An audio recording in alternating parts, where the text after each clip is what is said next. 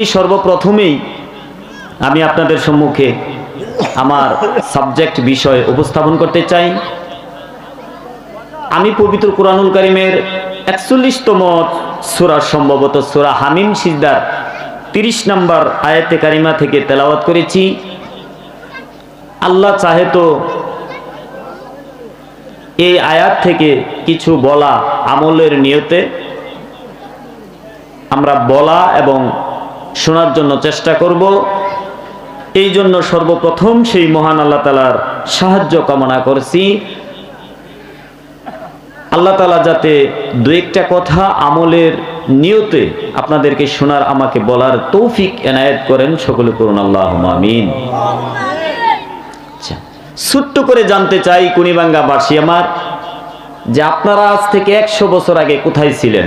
কেউ বলতে পারবেন? কেউ বলতে পারবেন না কোথায় ছিলেন? কেউ বলতে পারবেন না? না, আচ্ছা, আজ থেকে ১০০ বছর আগে আমরা সকলেই আলমে আরওয়াতে অর্থাৎ রুহু জগতে ছিলাম। সেটা আল্লাহ তাআলার একটা অন্যতম জগৎ, রুহু জগতের মধ্যে ছিলাম। সেখানে আল্লাহ স্টেপ বাই স্টেপ আমাদেরকে এই পৃথিবীর বুকে আল্লাহ তাআলা আমাদেরকে একটা সিস্টেম করে আল্লাহ তাআলা আমাদেরকে পাঠান। সেটা একটা ধারাবাহিকভাবে আল্লাহ তাআলা আমাদেরকে সেই রুহু জগৎ থেকে আল্লাহ তাআলা আমাদেরকে পাঠান। আল্লাহ রাব্বুল আলামিন, আমি সরল অনুবাদ করতেছি, ইন্নাল্লাযিনা ক্বালু, এই ক্বালু এটা জমা মুজাক্কার গায়েব ইসবাত ফিলে মাজির সিকা অতীতকাল, অর্থাৎ পাস্ট টেন্সের। অর্থাৎ যখন আমরা বলেছিলাম রব্বুন আল্লাহ, আল্লাহ আমাদের রব, আমরা যখন সেই রুহু জগতে বলেছিলাম আল্লাহ আমাদের রব, রব্বুন আল্লাহ, সুম্মাস্তাকামু তাতানাজ্জালু আলাইহিমুল মালাইকা, এই কথার উপরে দুনিয়াতে আইসা রবের উপরে আমরা ইস্তেকামাত ছিলাম, প্রতিষ্ঠিত ছিলাম। আল্লাহ বলেন আল্লাহ তাখাফু ওয়ালা তাহজানু ওয়া আবশিরু। এখানে ৩টা স্লোগান আছে যে তোমরা যারা এই রবের উপরে ছিলে, ইস্তেকামাত ছিলে, প্রতিষ্ঠিত ছিলে, তাদের কোনো ভয় নাই, তাদের কোনো চিন্তা নাই। ও আবশিরু বিল জান্নাহ, এদেরকে সুসংবাদ দিন। বলেন না সুবহানাল্লাহ। কিসের সুসংবাদ? জান্নাতের সুসংবাদ। সুবহানাল্লাহ। আল্লাতী কুনতুম তুআদুন, যার প্রতিশ্রুতি আল্লাহ তাআলা রূহ জগতে আল্লাহ তাআলা দিয়েছিলেন। বলেন না সুবহানাল্লাহ। প্রিয় দিনী ভাইয়েরা আমার, আবুল বাশার সাইয়্যিদিনা আদম আলাইহিস সালাম থেকে শুরু করে কিয়ামতের আগ পর্যন্ত যতগুলা মানুষ এই তামাম পৃথিবীর বুকে আসবে, সমস্ত রুহুদেরকে আল্লাহ রাব্বুল আলামিন সেই দিন রুহু জগতের মধ্যে সূরা আরাফের ১৭২ নম্বর আয়াতের মধ্যে আল্লাহ রাব্বুল আলামিন বলেছেন, সমস্ত রুহুদেরকে আল্লাহ রাব্বুল আলামিন সামনে নিয়ে এইভাবে কুদরতি হাতরা রেখে রুহুদের সামনে আল্লাহ তাআলা বললেন, আলাস্তু বিরব্বিকুম, হে রুহু আমি কি তোমাদের রব নেই? সুবহানাল্লাহ বলেন। তো রুহুরা, আমার রুহু, আপনার রুহু, নবীদের রুহু এখানে ছিল কি ছিল না বলেন? একটা রুহুও কোনো কথা কয় না, সবাই চুপ হয়ে রইল। হাদিসের কিতাবের মধ্যে আসছে আল্লাহ রাব্বুল আলামিন ৭০,০০০ বছর ওই সমস্ত রুহুদেরকে আল্লাহ রাব্বুল আলামিন আগুনে পোড়ালেন। সেকেন্ড টাইমে আল্লাহ রাব্বুল আলামিন কোশ্চেন করলেন, আলাস্তু বিরব্বিকুম, হে আমাদের রুহু আমি কি তোমাদের রব নই?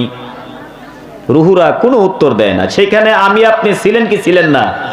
এই যে সভাপতি ছিলেন কি ছিলেন না? ছিলেন। আবার আল্লাহ তাআলা রাগান্বিত হয়ে রুহুদেরকে ৭০,০০০ বছর আগুনে পোড়ালেন।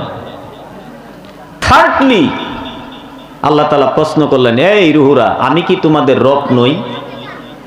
তখন ওই হাজার হাজার, thousand thousand, million million, trillion trillion soul থেকে উত্তর আসলো অলা বালা। সুবহানাল্লাহ বলেন। সূর্যের মতো একটা জলজল রুহু উত্তর দিয়ে দিল, আপনিই আমাদের রব। বলেন না সুবহানাল্লাহ। তখন অন্য অন্য রুহুগুলা চিন্তা করে, এই কি ব্যাপার, আমরা যে কোনো উত্তর দিতেছি না, তাই একটা রুহু তো উত্তর দেয়া দিল। হাদিসের কিতাবের মধ্যে আয়াতের ব্যাখ্যায় আসছে, ওই রুহুটা ছিল আখিরি জামানার পয়গাম্বর নবী মুহাম্মদুর রাসূলুল্লাহ, বলেন না সাল্লাল্লাহু আলাইহি সাল্লাম। ওই সূর্যের মতো, সূর্যের ন্যায় রুহুটা যখন বলে দিল ওয়ালা বালা, আপনি আমাদের রব, তখন তামাম পৃথিবীর সমস্ত রুহুগুলা বলে দিল আমাদের আর লেট করে দরকার কি, চলো না আমরা সবাই মিলে উত্তর দিয়ে দেই কলু বালা। সুবহানাল্লাহ বলেন। সমস্ত রুহুরা উত্তর দিয়ে দিল যে হ, আপনি আমাদের রব, প্রতিপালক, বলেন না সুবহানাল্লাহ। আল্লাহ তাআলা বললেন, যেহেতু রব হিসেবে স্বীকার করলা, দুনিয়ার মধ্যে যদি এই রব হিসেবে আমাকে যদি মানো পৃথিবীতে গিয়ে, তাহলে মৃত্যুর সময় তোমাদের কি নাই, ভয় নাই, চিন্তা নাই। ফেরেশতারা তোমাদেরকে জান্নাতের সুসংবাদ দিয়া তারপর তোমার রুহুটা কবজ করবে, বলেন না সুবহানাল্লাহ। এই ওয়াদা আল্লাহ তাআলা রুহু জগতে করলেন। আচ্ছা বলেন, রুহু জগতে আল্লাহ তাআলা আমাদের সামনে পরিচিত হয়েছেন রব হিসেবে না আল্লাহ হিসেবে? বলেন। ওয়াজ বুঝতেছেন তো? আল্লাহ তাআলা রুহু জগতে 100 বছর, 200 বছর, কোটি কোটি বছর আগে আমাদের সামনে পরিচিত হয়েছেন আল্লাহ নামে না রব নামে? রব নামে। তাহলে রব কি, এটা আমাদের জানার দরকার আছে না? আল্লাহ তাআলা বলেন, রব কি একটু ধারণা আপনাদেরকে দেই, নয় বিষয়টা হয়তো একটু কঠিন হয়ে যাবে। প্রিয় ভাইরা আমার, জন্মের আগে রুহু জগতে আল্লাহ রাব্বুল আলামিন আমাদের সাথে রব হিসেবে পরিচিত হলেন বিশ্বনবী সাইয়্যিদিনা মুহাম্মদুর রাসূলুল্লাহ সাল্লাল্লাহু আলাইহি ওয়াসাল্লাম হেরা পর্বতের গুহায় যখন ধ্যানে মগ্ন থাকতেন। আপনারা জানেন ধ্যানে মগ্ন থাকতেন, অর্থাৎ উনি ওই জায়গার মধ্যে ধ্যানে মগ্নে থাকতেন না, উনি চিন্তা করতেন, ফিকির করতেন কিভাবে সমাজের এই যে অবস্থা, মূর্তি পূজা, কুসংস্কার, নারীদের প্রতি নির্যাতন, কন্যা সন্তান হলে জীবিত কবর, এই যে সমাজের একটা কুসংস্কার, কুপ্রথা শুরু হয়েছে, এই অন্ধকার সমাজকে কিভাবে সুন্দর একটা আদর্শ সমাজ প্রতিষ্ঠা করা যায়, এই জন্য তিনি হেরা পর্বতের গুহায় ধ্যানে মগ্ন থাকতেন, অর্থাৎ রিসার্চ করতেন। সুবহানাল্লাহ বলেন। আল্লাহ, ওই রুহু জগতে তুমি যে আমাদের সামনে পরিচিত হইলা রব নামে, আল্লাহ এই রবের অর্থটা কি? আল্লাহ, এটা বিশ্বনবী সাল্লাল্লাহু আলাইহি সাল্লাম বারবার এই তামান্না করতেন। আল্লাহ রাব্বুল আলামিন কুরআনুল কারীম নাজিল করে দিয়ে, ওহী নাজিল করে দিয়ে আল্লাহ রাব্বুল আলামিন বিশ্বনবীকে জানিয়ে দিলেন যে হে রাসূল, পড়ুন ইকরা বিসমি রাব্বিকাল্লাযী খালাক। আল্লাহু আকবার বলেন। হ্যাঁ আমার নবী, রূহের জগতে আপনি যে রব নামে আমাকে চিনেছেন, আমি সেই রব হলাম। 1 নম্বর রবের অর্থ হলো আমি রব, মানে সৃষ্টিকর্তা, বলেন না সুবহানাল্লাহ। ইকরা বিসমির রহিম আল্লাহ তাআলা দিতে পারতো, হে রাসূল আপনি রহিমের নামে পড়ুন। ইকরা বিসমির রহমান, রহমানের নামে পড়ুন। ইকরা বিসমিস সালাম, আপনি সালামের নামে পড়ুন। কিন্তু আল্লাহ তাআলা তার গুণবাচক কোনো নামের দিকে দেয় নাই। আল্লাহ তাআলা বলেন ইকরা বিসমি রাব্বিকাল্লাযী খলাক, আপনার রবের নামে যিনি সৃষ্টি করেছেন তার নামে পড়ুন, বলেন না সুবহানাল্লাহ। তাহলে রুহু জগতে রব, কোরআনের প্রথম ওহীর মধ্যে রব। ইকরা বিসমি রব্বি, রব আছে না নাই? বলেন আছে? একটু বুঝবেন পরে আরো। লা ইলাহা ইল্লাল্লাহ, লা ইলাহা, লা ইলাহা, লা ইলাহা ইল্লাল্লাহু মুহাম্মাদুর রাসূলুল্লাহ। চিৎকার মেরে বলেন সাল্লাল্লাহু আলাইহি সাল্লাম। প্রিয় ভাইয়েরা আমার, আপনি যখন নামাজের মধ্যে দাঁড়াবেন, সর্বপ্রথম যে আমরা সূরাটা পড়ি, যদি জানা থাকে সূরাটার নাম বলেন, সূরা ফাতিহা। আপামর মুসলিম জনতার বাইরেও তামাম পৃথিবীর যত বিদুর্মীরা আছে তাদের কিন্তু এই সূরাটা মুখস্থ আছে, কথা বলেন ঠিক কিনা? যদি প্রথম সূরাটা পড়েন, আলহামদুলিল্লাহি রাব্বিল আলামিন, রব আছে না নাই? রব আছে। প্রিয় দিনী ভাইরা আমার, সূরা ফাতিহার প্রথম আয়াতের মধ্যে রব আছে, রুহু জগতের মধ্যে রব আছে। এরপরে যদি পবিত্র কোরআনুল কারীমের শেষ সূরাটা যদি আপনি পড়েন, সূরার নাম কি? সূরা নাস। কুল আউযু বিরাব্বিন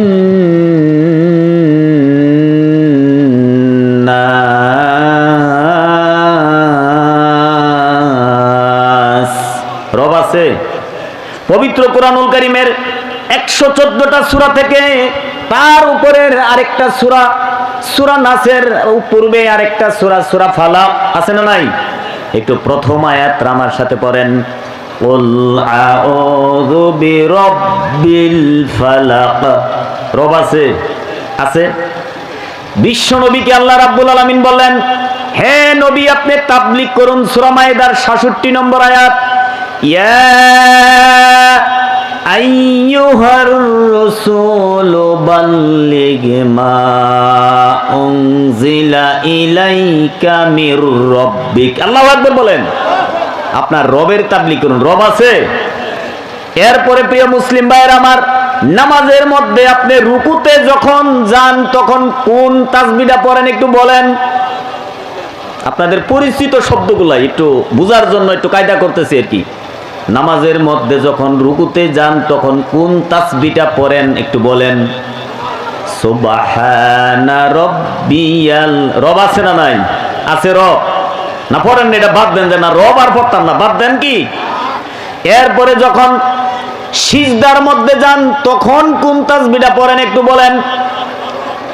সুবহানা রাব্বিয়াল, রব আছে? আছে।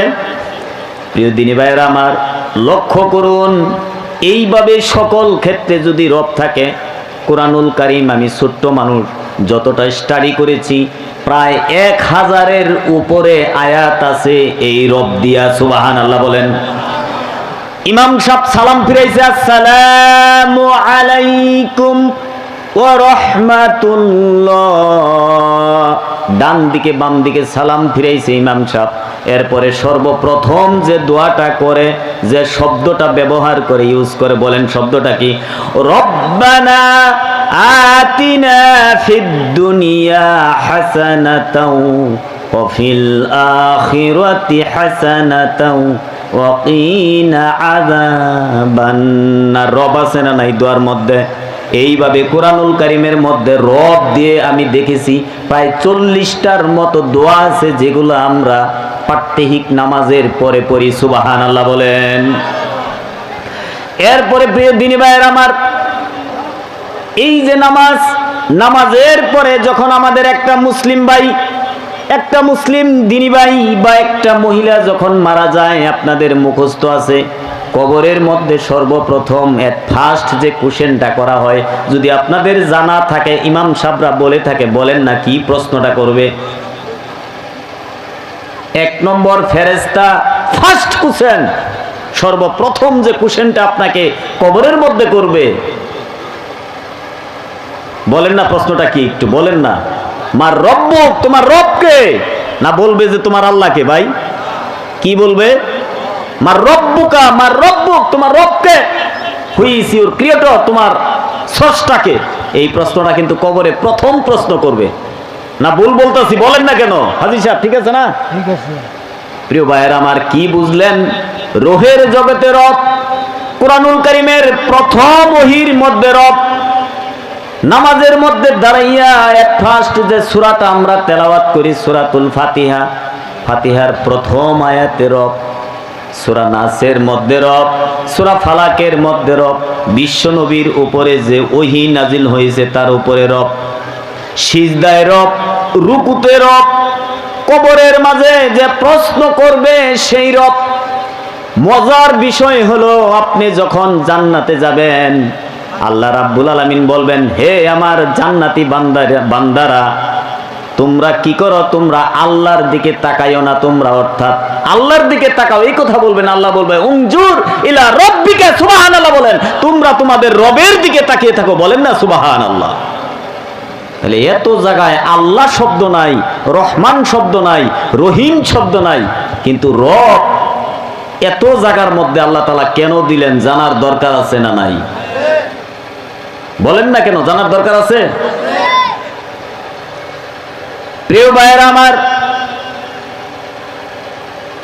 এইভাবে যদি রবের ধারণা দেই তাহলে আরো 30 মিনিট সময়ের প্রয়োজন।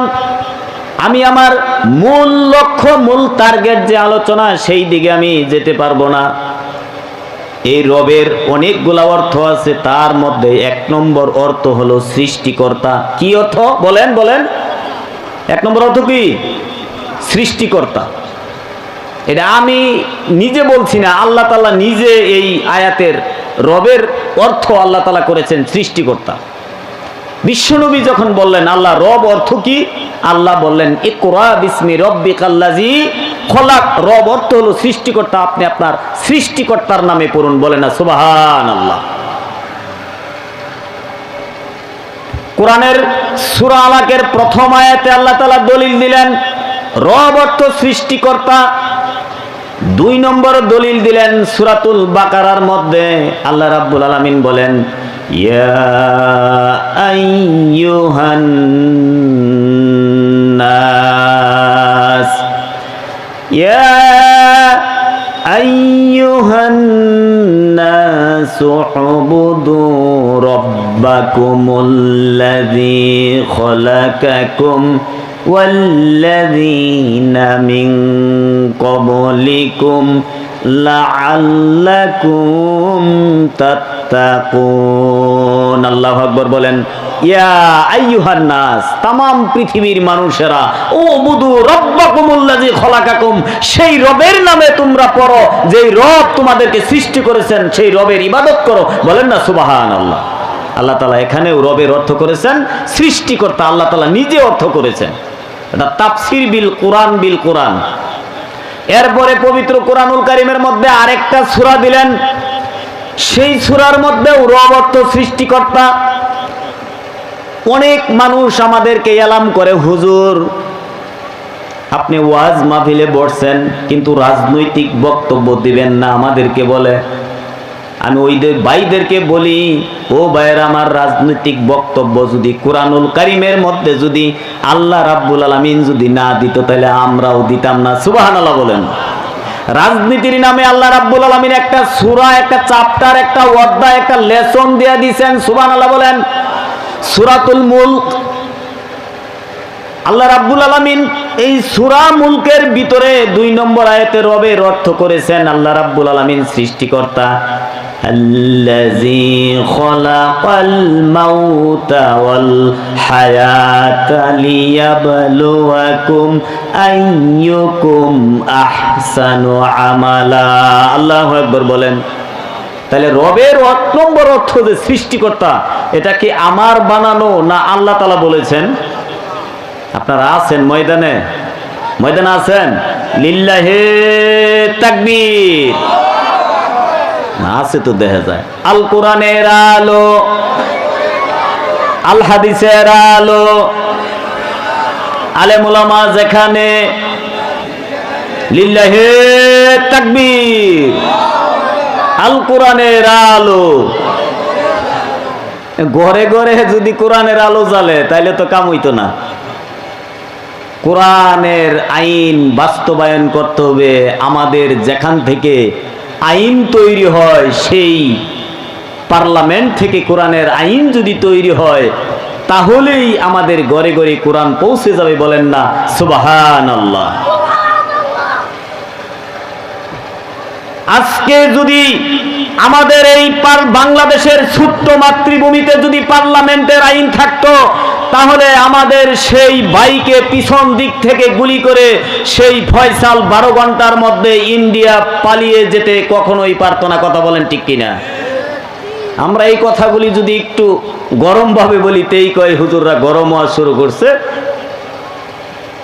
এই জন্য আমরা আসলে ওরকম ভাবে বলি না। কিন্তু আপনারা যে বলেন যে কমিটিরা বলে যে আমাদের উপর থেকে চাপ, আমরাও তো দেখি আল্লাহ তাআলা আমাদের উপর থেকে চাপ দেন যে হক কথাটা বল, হক কথাটা বল, ঠিক কিনা? হ্যাঁ, এই জন্য কোরআনের আলো কোথায় জ্বালানো দরকার? পার্লামেন্টে। পার্লামেন্টে যদি কোরআন চলে যায় তাহলে আমাদের সমাজে আর বিশৃঙ্খলা থাকবে না। এই জন্য সেই দিন দূরে না কাছে, বলেন কোন একদিন এদেশের আকাশে কালিমার পতাকা দুলবে, সেদিন সবাই খোদাই বিধান পেয়ে দুঃখ বেদনা বলবে, ঠিক কিনা? কোন একদিন এদেশের আকাশে কালিমার পতাকা দুলবে, সেদিন সবাই খোদাই বিধান পেয়ে দুঃখ বেদনা বলবে, ঠিক কিনা মুসলমান? সেই দিন আর বেশি দূরে নয়। প্রিয় ভাইরা আমার, এই জন্যই বলি সম্মানিত দিনী ভাইরা আমার, লক্ষ্য করে দেখুন, রবের অর্থ যদি 1 নম্বরে সৃষ্টিকর্তা হয়, তাহলে এই সৃষ্টিকর্তা মানুষ সৃষ্টি করে তার মানুষ কিভাবে চলবে সে নিয়ম কানুন দিছে কিনা? কথা বলেন, দিছে? প্রিয় ভাইয়ের আমার, লক্ষ্য করুন, একটু এক্সাম্পল স্বরূপ বলার জন্য চেষ্টা করতেছি। মাইকের সৃষ্টিকর্তা মাইক সৃষ্টি করে একটা ক্যাটালগের বই দিলেন।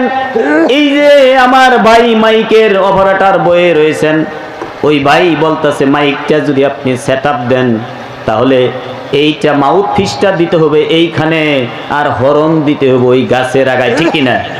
আমি যদি বলি না ভাই, তোমার এই কম দামা মাইক আমি হরনটা আমার সামনে নিয়ে আসবো আর এই মাউথ পিসটা আমি গাছের আগায় তুলবো, আপনারা ছোট্ট করে উত্তর দেন, তাহলে কি সাউন্ড হবে? অর্থাৎ এই যে নিয়মটা মাইকের মেকার, মাইকের সৃষ্টিকর্তা যিনি, এই ইঞ্জিনিয়ার যিনি, টেকনিশিয়ান যিনি এই মাইকটা সৃষ্টি করেছেন, মুসলমানেরা ভালো মতে মনোযোগ দেন, যিনি মাইকটা সৃষ্টি করেছেন ওই মাইকের সৃষ্টিকর্তার নিয়ম হলো মাউথপিস দিতে হবে বক্তার সামনে আর হরন দিতে হবে গাছের আগায়। এই মাইকের সৃষ্টিকর্তার এই নিয়ম যদি কেউ না মানে তাহলে কি মাইকে সাউন্ড দিবে? কথা বলেন, দিবে? ওই যে ওইখানে সেলো মেশিন স্টার্ট করা, ছোট্টবেলায় মামার সাথে সেলো মেশিন কিনতে গিয়েছি দলাপাড়া, সেই গাতাইলের বাজার। সেলো মেশিনের সৃষ্টিকর্তা সেলো মেশিন সৃষ্টি করে একটা ছোট্ট ক্যাটালগের বই দিলেন। ওই বইয়ের মধ্যে লেখা আছে যে এইভাবে আপনার ওই যে আমরা যে স্টার্ট দিই, ওটা কি বলে, হ্যান্ডেলটা ঢুকাইয়ে ওই চাবির মধ্যে ধরে 3টা ঘুরান দিতে হবে। 3টা ঘুরান দেওয়ার পরে চাবিটা ছেড়ে দিয়ে আরো 2-3 বার রান করতে হবে। কথা বলেন না কেন? কথার কথা, এই যে সেলো মেশিনের সৃষ্টিকর্তা এইভাবে একটা ক্যাটালগের বই দিলেন, ক্যাটালগের বই দিয়া এই নিয়ম কানুনগুলি আমাদেরকে শিখিয়ে দিলেন। আমাদের সভাপতি সাহেব, এই এলাকার একজন গণ্যমান্য অনেক বড় মানুষ, সভাপতি সাহেব বলল, না আমার টাকা দিয়ে আমি সেলো মেশিন কিনছি, আমি এই চাবি কেন ধরবো, আমি আবার এভাবে কেন করব, সুইচ দিব আর সেলো মেশিন চলবে। অর্থাৎ এইভাবে যদি একাধিক উদাহরণ সেট করা যায় তাহলে কিন্তু হবে না। এই যে আমার মিডিয়ার ভাই হারুন ভাই ইসলামিক ওয়াজগুলি বিভিন্ন মিডিয়ার মাধ্যমে সারা বিশ্বের মধ্যে ছড়িয়ে দেয়, বাইরে যদি বলি ভাই এই ক্যামেরাটা চায়নারা বানাইছে, চায়নাগর নিয়ম হলো একটা ক্যাটালগের বই দিছে যে ক্যামেরার মধ্যে একটা সুইচ দিয়ে আরেকটা সুইচ দিতে হবে এইখানে। আমি যদি বলি না আমি চেয়ারম্যান, আমি এমপি, আমি মেম্বার অফ পার্লামেন্ট, আমি সংসদ সদস্য, আমি এই চায়না ক্যামেরার নিয়ম মানব না, আমি এই সুইচটা অর্থাৎ এই মাইক্রোফোনটা ওই জায়গায় দিব, ক্যামেরাটা এই জায়গায় দিব, তাহলে আপনারা বলেন তাহলে কি ভিডিও হবে? কথা বলেন না কেন? ভিডিও হবে? তাহলে একটা নিয়মও যদি আপনি যদি না মানেন, যে যে জিনিস সৃষ্টি করেছে ওই জিনিসের নিয়ম যদি আপনি না